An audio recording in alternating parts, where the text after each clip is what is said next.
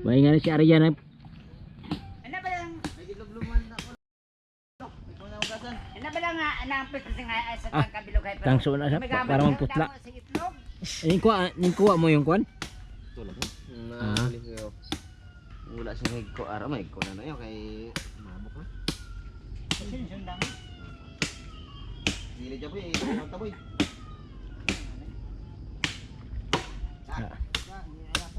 Baboy. Tabla na gid na. Ano? Papi na. Ang lawa yo hanta. Kung ang tao sububon man guro sila no. Sububon na nga sawang Ang pinakatay. tao no. Nay. Ayan ang itsura sa tao manok kaon. Kwan ina tambok na o puro sulod. Ay tambok sulod lang naman. Na way siguro na kwan Mga 30 kilos. Damo man tayong dugo tay. Laman unod pa lang. Kabila, kaya yan. Hoy, mga pangit. Kasama pala kami dyan. Shut up. kamot nga. Ara pa oh. Kamot sulid o kago. Yung may nipis-nipis lang ang taba no. Oh, dali nyo na isa. Uwi na kayo.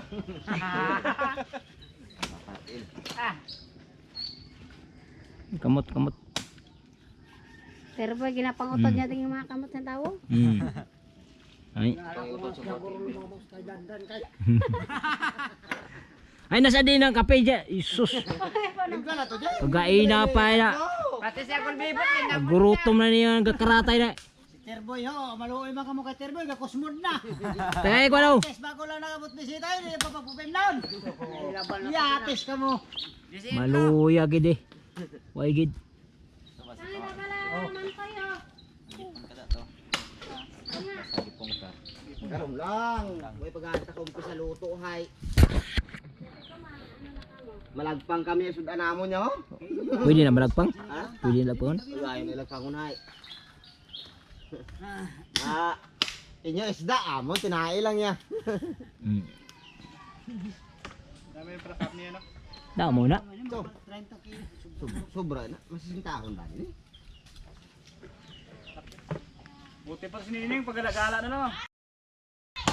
Ayusa rin.